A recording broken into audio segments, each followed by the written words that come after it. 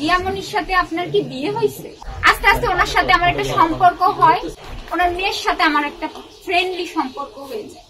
বিয়ের প্রস্তাব উনি আগেই দিছে, উনি ওনার অফিসে কাজী ডেকে যখন মনে করেন পুরোপুরি আমি ওনার প্রতি দুর্বল হয়ে গেলাম। সে এমন কোন ব্যক্তি না যে তাকে আমার প্রেমের প্রস্তাব দিতে হবে।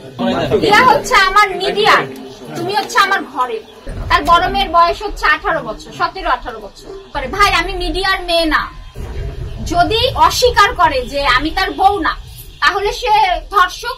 ওর মেয়ের মন, বড় মেয়ের মন খারাপের জন্য আমি MM কিট খাই। মিথিলা কিন্তু বগুড়াতেই ছিল। মিথিলা তার বাবার লাশের সাথে বগুড়া ছিল। বগুড়া থেকে মিথিলাকে টর্চার করে, আপনারা ভিডিও ফুটেজ দেখবেন, টর্চার করে ওনাকে বের করে দেওয়া হয়েছে। ইভেন আমি হচ্ছে তার পাশে দাঁড়িয়েছি। আমি তার পাশে না দাঁড়ালে সে বলেছে সে সুইসাইড করে ফেলতো। তার মুখ থেকেই আপনারা শুনেন। আমি ওনাকে এখান থেকে 1 বছর আগে প্রথম ফোন করি। আমার একটা মাছের বিজনেস আছে, টিকটকের মাধ্যমে তাকে মেসেজ করি। করার সঙ্গে সঙ্গে সে আমাকে নাম্বার পাঠায়, ভাই আপনার সঙ্গে কথা বলি। তখন আমি আমার মাছের বিজনেসের লাইভের কথা বলি যে আপনি কি আমাকে লাইভ করে দিবেন, আপনার নিলয় আলমগীর রয় উনি পরে ওনার আমি চিন্তা করলাম উনিও তো ভাইরাল পারসন, তাহলে ওনাকে বলি। তো উনি রাজি হয়ে বললো কি যে তাহলে তুমি আমার অফিসে আসো। আমি চিন্তা করলাম আমি একটা মেয়ে মানুষ একা একা অফিসে যাব। সেখান থেকে 2 মাস পর আমার একটা প্রবলেম, অন্য পারিবারিক একটা প্রবলেমের কারণে আমি তার কাছে কথা বলি যে ভাইয়া আপনার সাথে আমি কত কান্নাকাটি করি, যেরকম আমার একটা প্রবলেম হয়েছে, আপনি কি আমাকে হেল্প করতে পারেন, তুমি অফিসে আসো। পরে আমি আমার চাচাতো ভাইকে নিয়ে অফিসে যাই, যে কথা বলি, সে ওই সলিউশনটা আমাকে করে দেয়। সে করে দেওয়ার পরে আস্তে আস্তে তার সাথে আমার ফোনে কথা হতে থাকে। কথা হতে হতে ভালো একটা ফ্রেন্ডলি সম্পর্ক হয়। তখন কখনোই আমি রিয়ামনির সাথে তার কথা বলতে দেখিনি। সারা রাত আমার সাথে কথা বলেছে, দিনে কথা বলেছে, বহুবার তার সাথে সে আমার সাথে মিট করেছে। আমি ফোন ব্যবহার করি এই 2-3 বছর। এই সব বিষয়গুলো আমি অত বুঝি না, এত আমি দেখিও না। তখন আমি একদিন ওনাকে জিজ্ঞেস করি যে রিয়ামনির সাথে আপনার কি বিয়ে হয়েছে? অনেকে বলে না যে আপনারা সবাই কিন্তু এটা জানেন যে রিয়ামনির সাথে আদৌ কি বিয়ে হয়েছে। তো উনি আমাকে বলেন না, ও শুধু আমার নায়িকা। এগুলো তো বলে, এরকম অনেকেই আছে। আস্তে আস্তে ওনার সাথে আমার একটা সম্পর্ক হয়। তখন ওনার মেয়ের সাথে, ওনাকে যখন বগুড়ায় মারধর করে, ওনার মেয়ের সাথে আমার একটা ফ্রেন্ডলি সম্পর্ক হয়ে যায়। মেয়েকে আমি এতটাই, বিয়ের প্রস্তাব উনি আগেই দিছে যে আমরা বাইরে সেটেল হয়ে যাব। তখন আমি বিয়ে করতে, সত্যি আপনি মসজিদে দাঁড়ায় বলবেন আমি বিয়ে করতে কখনো রাজি হই। একটা কথা বলতে কিন্তু ভালো, কারণ ওনার সাথে আমার কোনোভাবেই এখন আমি অসুস্থ দেখছেন। পরে এক পর্যায়ে ফ্যামিলি সম্পর্কে, ফ্যামিলি ওনার মা, তারপরে মেয়ে সবাই বলার পরে উনি ওনার অফিসে কাজী ডেকে বিয়ে করার পরে একটা ছবি আপনারা দেখছেন। ওই ছবিটা, তার আগে আমি তার সাথে কখনো ছবি তুলতাম না, যে হয় উনি ভাইরাল পারসন, আমি এগুলো খুবই অপছন্দ করি।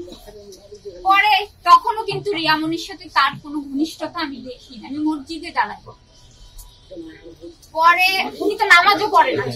ওনার কথা কতটা আপনারা বিশ্বাস করেন জানি না। পরে ওনার সাথে আমার বিয়ে হয়। বিয়ে হওয়ার পরে আমরা এই মহানগরেই কিন্তু সংসার করি 3 মাস না, 2 মাস সংসার করার পরে উনি আমাকে বলে কি আমি তো মিডিয়া পারসন, এখনই এটা ফ্লাশ করা যাবে না। এই আস্তে আস্তে রিয়ামনির সাথে ওনার আমি দেখি, যখন মনে করেন পুরোপুরি আমি ওনার প্রতি দুর্বল হয়ে গেলাম। সে এমন কোন ব্যক্তি না যে তাকে আমার প্রেমের প্রস্তাব দিতে হবে। পরে আমাদের বিয়ে হয়, এটা গোপন থাকবে। উনি ওনার বাড়ি পাঠায়, আমার সমস্ত ফার্নিচার নিয়ে পাঠায়, বলছে সবাইকে যে সবাই জানবে আমি তো মিডিয়ার, এখন যদি এটা ফ্লাশ হয় তাহলে আমার ক্যারিয়ার প্রবলেম হবে।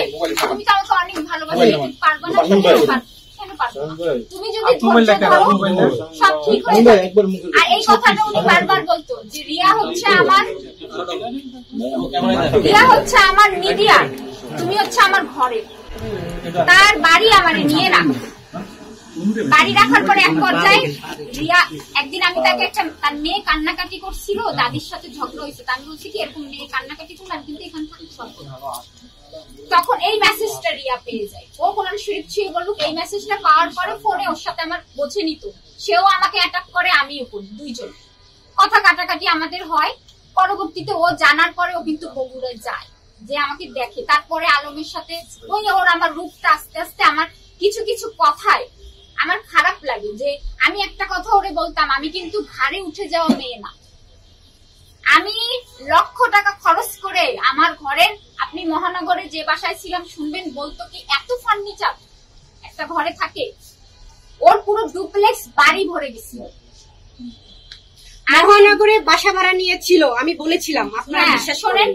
পরবর্তীতে ওখানে আমার আমি মানে মেন্টালি ভাবে আমি মেনে নিতে পারিনি খারাপ ব্যবহার। যখন ওর সাথে মিডিয়ায় কাজ করা লাগে, ওর সামনে আমাকে গালি দেয়, পেছনে আমাকে সোনা পাখি ময়না পাখি বলে এটা না, আমি মানে টর্চারিংটা আমি নিতে না পেরে আমি ঢাকা ব্যাক করলাম। ব্যাক করার পর তার সাথে টোটালি আমি যোগাযোগ বন্ধ করে দিলাম। তার মেয়ে ফোন দিচ্ছে, দেখেন আপনারা ভুল বুঝাবুঝি করেন, আপনি আবারই হয়ে যায়। তার বড় মেয়ে আর এই আস্তে আস্তে আবার কথা হয়, কথা হতে হতে আমি আবার আমার বিজনেসটা আমি একটা বিউটিশিয়ান, আমি টাকা পয়সা অ্যারেঞ্জ করে আমি সুন্দরভাবে আমি আবার বিজনেসটা দাঁড় করাই। এর ভেতরেই তার বাবা অসুস্থ খবর শুনি। প্রথমেই যখন ওনার বাবা অসুস্থ হয় তখন পুরো হসপিটালে যাওয়া সহ মাঝে মধ্যে আসছে, সবকিছু দায়িত্বই আমার কাছে। ভালো কথা, এই যে 32টা দিনও আমি ছিলাম। নিউরোসায়েন্স হসপিটালে যাবেন, সে সবাইকে বলছে ওখানে যে ম্যাডাম আপনাদের হোটেলে যেয়ে বলেন, স্বর্গতালা বলেন, তারপরে হচ্ছে আপনার তার মেয়ে বড় মেয়ে বলছে আমার আম্মু, সবাই আমার বলছে কে কিভাবে হয়। তার বড় মেয়ের বয়স হচ্ছে 18 বছর, 17-18 বছর, আর সেখানে আমি আর সে তো খুব কাছাকাছি বয়স। তা আমি অনেকে আমি বলতাম ওনার প্রথম ওয়াইফের, কিন্তু আমাকে মায়ের মতো ভালোবাসে। আমি ওকে, ওর আর আমার বন্ডিংটা যে কতটা ভালো সেটা আপনারা নিউরোসায়েন্স হসপিটালে 6 তলায় যে আয়া থেকে বুয়া থেকে সবার কাছে জিজ্ঞেস করবেন। সে যে আমাকে এখনো পর্যন্ত কালকে রাত পর্যন্ত বলতেছে যে জান তুমি একটু চুপ হয়ে থাকো, আমি সব ঠিক করে নেবো। আমি কি বলবো, রিয়া ছেড়ে দেবো, তারপরে বলবে এই মেয়ে নিয়ে এই হয়েছে, এখন আমার বিয়ে করতে হবে। কিন্তু আমি না মেন্টালি ভাবে ওই বাসায় বাবা মারা যাওয়ার পরে প্রতিনিয়ত না ওই টর্চারিং হচ্ছিলাম, আমি নিতে পারতেছিলাম না যে পরকীয়া নারী এই কথাটা আমি না নিতে পেরে আমি না বাসায় অস্থির হয়ে যাচ্ছিলাম, আমার বুক ব্যথা করতো, খারাপ লাগতো। সমাজের কাছে আমি কি এই কথাটা নিয়ে ওর সাথে আমার তর্কতর্কি হয়ে আমাকে প্রচুর পিটাইতো। রিয়ার সাথে রিয়া আমার ফোন দেয়, প্রথম ফোন কিন্তু রেকর্ডিং হয়নি, তুমি যে ফোন দিছিলা পরে কিন্তু আমি তোমার যে রিয়ার সাথে আমি কথা বলছি ও আমারে কি বুঝাইছে, আমি তো এত কিছু বুঝি না। রিয়ার সাথে কথা বলে ফোন আমরা কেটে দিছি, ও এসে আমাকে ফোন দেওয়াইছে, ও আমাকে দিয়ে বলাইছে, তার ভিতরে আমি ভুল বললে আমাকে পিটাইছে। রিয়া বলছে তোমার পাশে কি ও আছে, বাজে ভাবে বলছে যে তোমার পাশে কি ও আছে, রিয়া বলছে। পরে ও আমার সাথে করে, ওর সাথে আছে আলামিন আর হচ্ছে সেলিম, সারা রাত জেগে এডিটিং করে কেটে কেটে। এদের অভ্যাস কি, আমি যে গালি দিচ্ছি আমি তো একটা গালি শুনছি তারপরে দিচ্ছি, রাইট? ওরা কি করে কেটে কেটে এরা মিডিয়ায় প্রচার করে। ভাই আমি মিডিয়ার মেয়ে না, আজকে এখানে আসতেও চাইনি। এখন সে আমার একটাই কথা, সে যদি অস্বীকার করে যে আমি তার বউ না, তাহলে সে ধর্ষক। এই দেখেন, তারপর আরো হসপিটালের ঘটনা বলছি। এখন ধামাচাপা দেওয়ার জন্য আপনাদের মিডিয়ার ভয়ে কাছে সে না স্বীকার করে, সে বলছে এখন আমি স্বীকার করতে পারবো না সমাজের কাছে। আমি অসুস্থ হয়ে পড়লাম, ও আমাকে কি করলো কি, ও আমাকে বলছে যে জান তুমি কিছুদিন ঢাকায় থাকো, পরিস্থিতি ঠান্ডা হলে তুমি বাড়ি চলে আসো। ও আমাকে নিয়ে গেল বাস স্ট্যান্ডে, বাস স্ট্যান্ডে যাওয়ার ওখানে আমি সেন্সলেস হয়েছি। পরে ওর খালা আমাকে নিয়ে হসপিটালে গেল সন্ধ্যায়, যাওয়ার পরে বললো কি আমি প্রেগনেন্সি বাবু নষ্ট করায়। ওর মেয়ের মন খারাপ হয়ে গেছে, ডাক্তার আমায় নিষেধ করছে যে এবার যদি তুমি নষ্ট করো তাহলে কিন্তু তুমি বাঁচবা না। আমার চেহারা দেখে তো বুঝতেছে ওর মেয়ের মন, বড় মেয়ের মন খারাপের জন্য আমি MM কিট খাই। তারপরে এই 3-4 মাস ধরে না আমি তো ব্লিডিং হয়েই যাচ্ছে।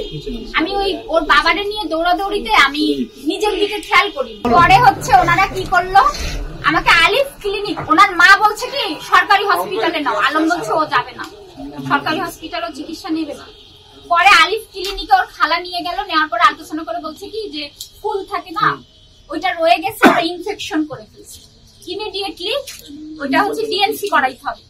ওই রাত্রেই ও ঢাকায় আসলো আর বললো কি আমি যে টাকা পাঠায় দিচ্ছি তুমি সকালেই ভর্তি হয়ে যাও। আমি ভর্তি হইলাম, ওখানে ডিএনসি করার পর বাসা আসলো, তার আগেও আমাকে অনেক মারধর করছে। এই ব্যাপারগুলো নিয়ে আমি টর্চারিং মানে ভিডিও আপলোড এগুলো নিয়ে আমি খুবই ডিস্টার্ব ছিলাম।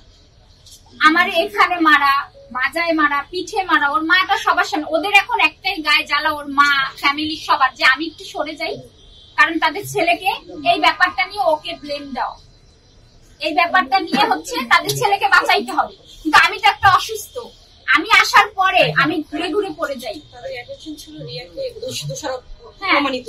তারপরে শোনেন, ও আমারে বললো ও ঢাকায় চলে আসলো, হসপিটালে ওরে নিলে একটা হই হই হবে, আমি সব মেনে নিচ্ছি। হসপিটালে যাওয়ার পরে এই দেখেন আমার ওষুধগুলো আমি খাইও নি, এখনো খেতে পাচ্ছি না, খাবারই খেতে পাচ্ছি না, 10-12টা করে ওষুধ আমি কিভাবে দিই। ওখান থেকে আসার পরে আমি ঘাড় উঁচু করতে পারি না, তার মেয়েদের ব্যবহার খুবই খারাপ, যে কোনো বিষয় আমার সাথে খারাপ ব্যবহার। এক পর্যায়ে আমি যেদিন চলে আসবো ওনার বড় মেয়ে আমার গায়ে হাত দেয়। এই কথা ওরা যে আমি ভালোবাসি পুরো নিউরো সায়েন্স হসপিটালে বলবেন। এই যে এই দেখেন